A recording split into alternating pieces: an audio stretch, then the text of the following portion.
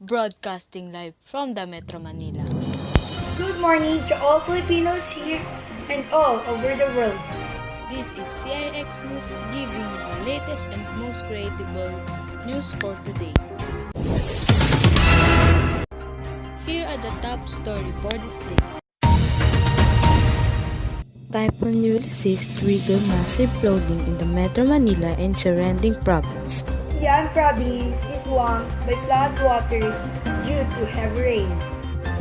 Evacuate as the region still struggle for the Typhoon Ulysses. Typhoon Ulysses was worse than Typhoon Ondoy, according to Teodoro.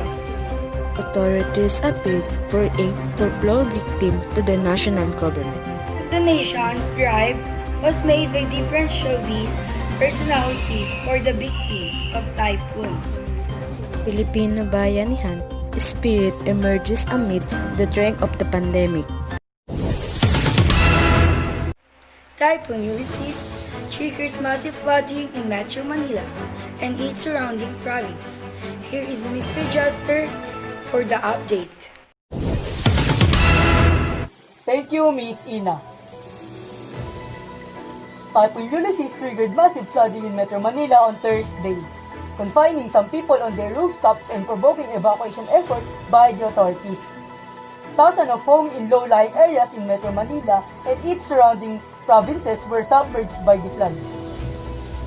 Different LGUs bring forth their efforts amid the threats of Typhoon Ulysses. The country's 20th storm this year reached its peak intensity of 140 kilometers per hour as it grazed Metro Manila with high-velocity winds and heavy rains that causes major flooding. Nearly 3 million households in and around Metro Manila were without power that people waded through waist-high floods, carrying valuables and pets. I'm Juster Ramos reporting for 6 News. Thank you, Mr. Juster. Typhoon Ulysses was worse Typhoon Ondoy according to Marikina Mayor Marcelino Teodoro. Here is Miss Bahrain Kim for the updates. Thank you, Miss Katrina. Marikina Mayor Marcelino Teodoro described Ulysses as different compared to other tropical storms that washed out the city, including Tropical Storm Ondoy in 2009. He noted that with Typhoon Ulysses, water rose quickly even in the areas not largely seen as flood-prone. He said that Marikina River's water level had preciously reached 9 high of the only 21.5 meters during the onslaught of Typhoon Ondoy.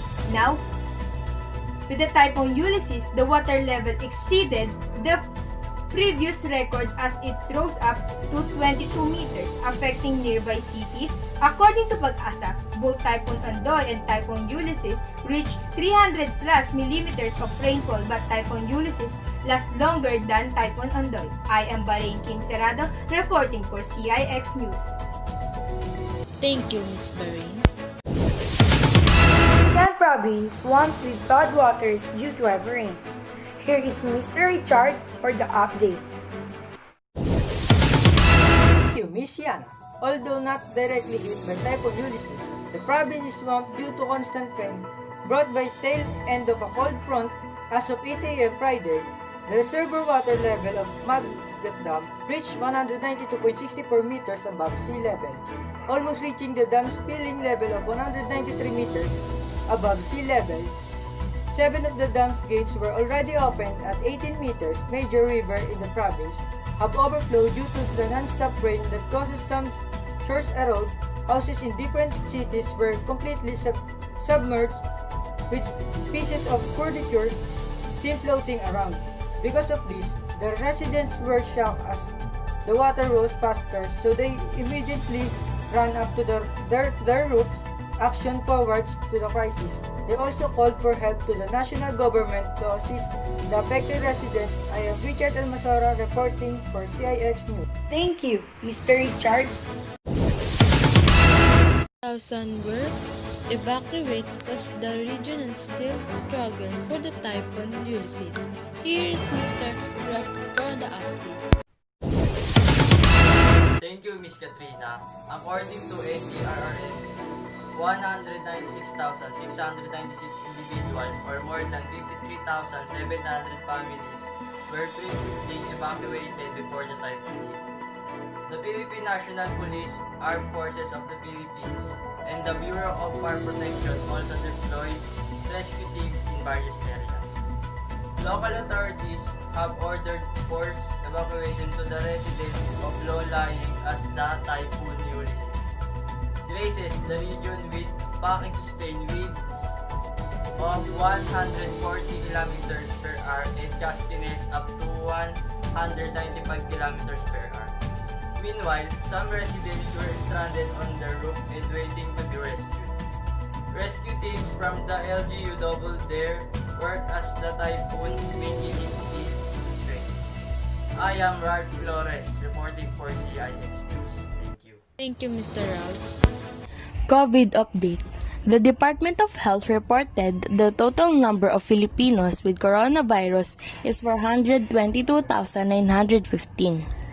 At least 386,792 people have recovered from coronavirus or COVID-19 in the Philippines, after the department logged 183 more recoveries. 30 new deaths were recorded, bringing the fatality count to 8,215, and 27,745 people are still undergoing treatment or quarantine. This appeals to the national government for aid for the flood victims. Here is Mr. Richard for the update. Thank you, Ms. Yana.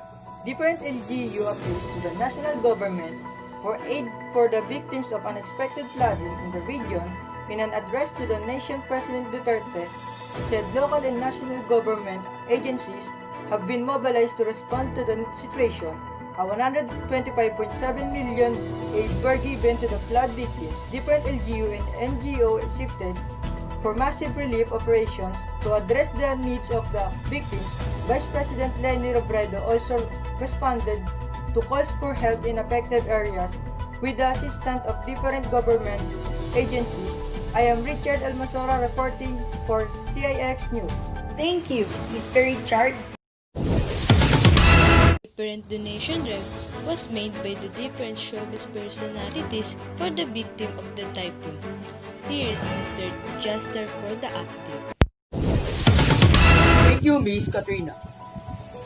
Many celebrities and influencers have been working hard to give back to people by using their platforms to pitch in with Typhoon Ulysses rescues and release efforts.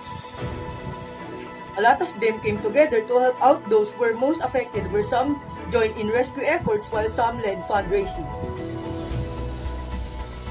Some celebrities like Art Evangelista and Casey Concepcion sold and auctioned their jewelries, while Megan Young initiates a charity screen. Other celebrities like Dingdong Dantes, Chris Bernal, and Miss Universe Philippines 2020, Rabia Mateo used their platform to reach out for fundraising drives. With that, many people cooperate with them to help and provide motivation to the victims and offer prayers to them. I'm Juster Ramos, reporting for 6 News. Thank you, Mr. Juster. No bayanihan, spread emerges and the threat of the pandemic. Here is Miss Barain Kim for the update. Thank you, Miss Ina. The threat of the pandemic is not stopping Filipinos from helping their countrymen in need. With the need for efficient and rapid assistance, several concerned citizens banded together and took it upon themselves to make use of what they have to help their time of need by sharing posts about affected families, calling for help in the social media, pleaded for rescue and relief is the simplest way to help. Several fan bases of K-pop artists have started their own drives in social media such as #DayNight6, #17Karat Project Tribe, and many more. PH Armies raised 2 million pesos for the victims of Typhoon Ulysses. With this kind of unity, the Bayanihan spirit reborn. I am Barain Kim reporting for CIX News. Thank you, Miss Barain Kim. I'm Anya S. Malinay, your public service announcement. Disaster victims need your help. The government provides the victims of Typhoon Ulysses with food, shelter, and more. We are encouraging each and every one of you to join us, help, and support the victims of Typhoon Ulysses so they can easily get up and start a new life. This is ends our special coverage for Typhoon Ulysses today. I am Katrina. And I am Iname Princess Ayuga. Serving you the most latest and relatable news. This is CIX News. Have a good day.